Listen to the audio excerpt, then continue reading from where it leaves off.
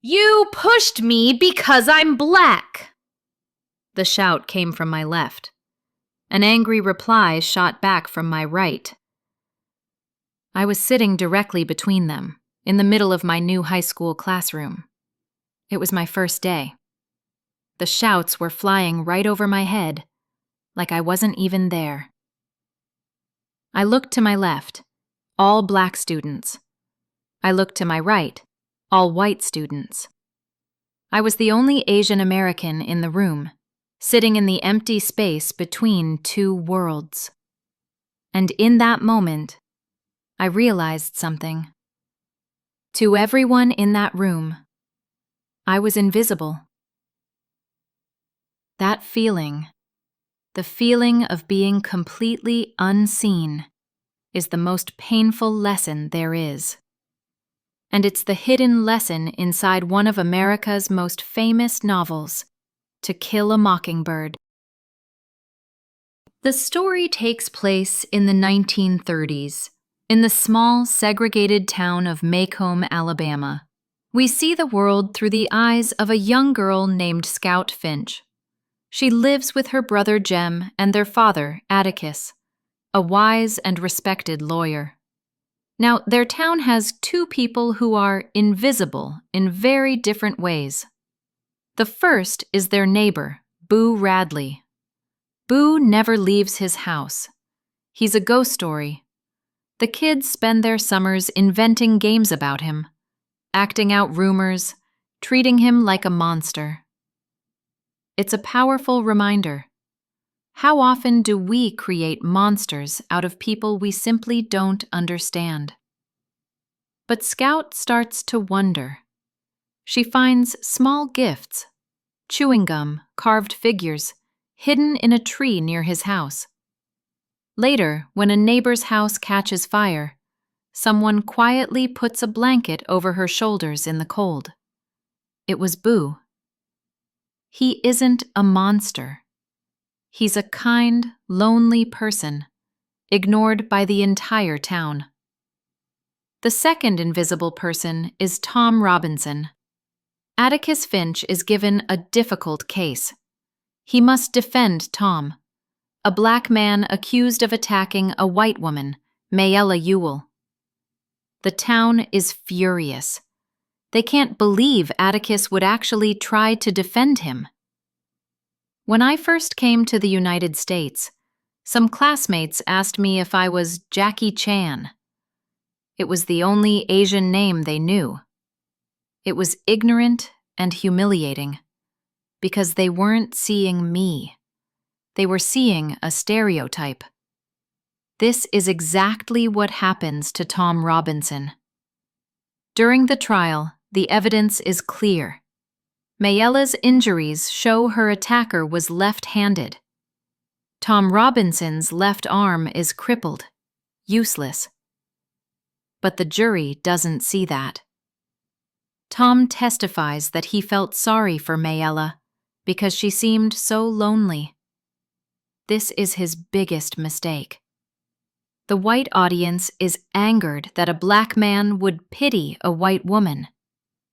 They don't see his kindness. They don't see his useless arm. They don't see his honesty. They only see his race. His humanity is invisible to them.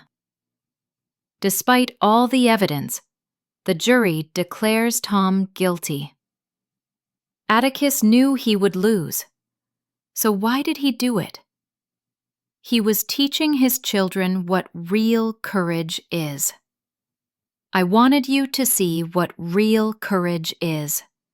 It's when you know you're licked before you begin, but you begin anyway. And you see it through no matter what. He was trying to teach them the one thing that can fight prejudice: empathy. As he famously tells Scout, you never really understand a person until you consider things from his point of view, until you climb into his skin and walk around in it. The book shows us that the real danger isn't just open hatred, like from the violent Bob Ewell who accused Tom. The real danger is indifference. It's the danger of good people who see injustice and stay quiet. It reminds me of my teacher, who saw the division in his classroom and just started teaching. In the book, Scout sees this same hypocrisy. She sits in a meeting where women talk about helping poor people in other countries, but then make prejudiced, racist comments about their own black neighbors.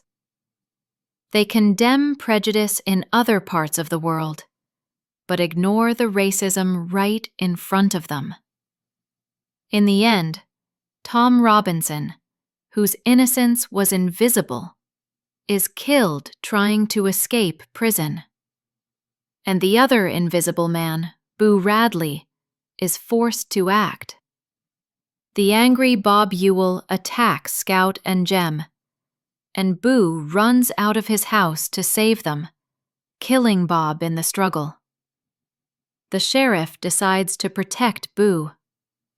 He tells Atticus that exposing the shy, quiet Boo to the whole town would be like killin' a mockingbird. This is the central lesson. Atticus told his children it's a sin to kill a mockingbird. They don't harm anyone. They only sing. When we ignore others or erase their voices, it's another way of killing the mockingbird. To Kill a Mockingbird isn't just a history lesson. It's a mirror. It challenges us to see the people who have been overlooked, the ones who sit quietly in the middle of the room and go unnoticed. Standing on Boo Radley's porch at the end, Scout finally sees the world through his eyes. She finally sees him. Being seen, being heard, being acknowledged as human. That is the lesson. And it's what we all long for, most of all. All right, how well did you understand that story? I've posted 5 comprehension questions about this video right now over in the Community tab. Go test your knowledge and let me know your score in the comments. This is the first of many new stories coming to this channel. My promise to you is to post a new video every single week to help you master English. If you are serious about improving, hit that subscribe button right now and turn on the notification bell. You don't want to miss the next one. Welcome to Storybridge English, and I will see you next week.